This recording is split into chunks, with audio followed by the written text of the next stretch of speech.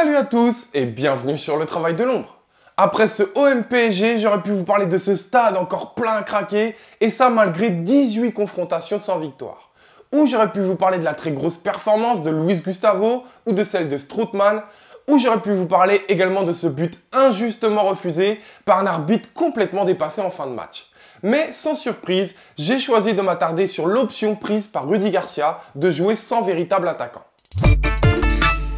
Mais où est passée notre ambition à domicile? Face à un PSG bis, on se permet de jouer sans attaquant. Mais quel constat d'échec! Alors oui, j'entendais, on n'a pas à rougir, on s'est bien battu, on y a mis de l'engagement, on a été solidaire. Mais est-ce que c'est pas le minimum quand tu joues à l'Olympique de Marseille, quand tu portes ces couleurs-là, de le faire à chaque match et encore plus face au PSG?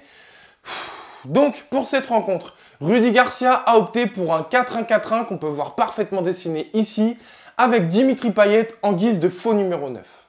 L'idée est donc claire, densifier le milieu de terrain pour s'assurer une sécurité supplémentaire et gagner la bataille dans ce secteur de jeu. Ça, c'est pour l'aspect défensif. Ok, maintenant, offensivement et le plan de jeu, je vais pas vous mentir, là, à contrario, ce n'est pas clair, c'est brouillon, voire même incompréhensible. Allez, je vous livre tout de même une hypothèse.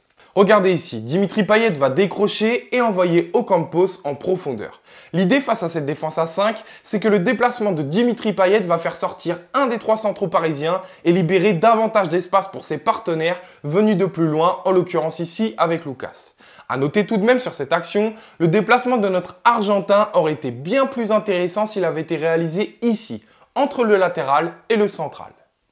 Deuxième exemple pour confirmer cette idée de jeu, avec encore une fois Dimitri Payet qui décroche, mais pour cette fois tenter de servir Morgan Sanson. Toujours les mêmes principes, avec ce déplacement de Dimitri Payet qui fait sortir un central de sa défense, ce qui force les deux centraux restants à être beaucoup plus espacés. Espace dans lequel le joueur venant de loin, ici Morgan, va tenter de s'engouffrer. Troisième et dernier exemple ici, avec Ocampos et Amavi qui tentent de profiter de l'espace qu'a réussi à créer Dimitri Payet de par son décrochage. Ok, donc offensivement, notre plan de jeu, c'était ça. Et puis bien sûr, comment les oublier, les fameux coups de pied arrêtés, quoique ne soyons pas mesquins, puisqu'on aurait dû égaliser de cette manière si l'arbitre avait réalisé un bon match. Mais donc, on ne reposait offensivement que sur ces idées. Allez, je suppose que non, que ma capacité d'analyse n'est pas assez bonne, mais quand j'entends en conférence de presse d'après-match, Rudy Garcia expliquer qu'il est très satisfait de son équipe qui a parfaitement respecté le plan tactique, je suis inquiet, très inquiet. Et puis pour être honnête, j'ai vu beaucoup plus de séquences comme celle-ci, assez terrible, où c'est le désert devant, ou des positions de centre avec aucun Marseillais dans la surface, plutôt que l'idée de jeu que je vous ai montrée précédemment. Bon, admettons que sur ce match, on manque d'ambition, je dis ça comme ça. L'idée serait donc de densifier le milieu de terrain pour s'assurer plus de sécurité, comme je vous le disais précédemment.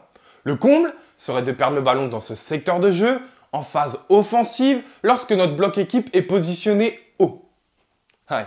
Vous connaissez la suite, Mais bon, j'ai aussi entendu dire que ça se joue à rien sur ce petit détail, cette perte de balle, c'est vraiment rageant.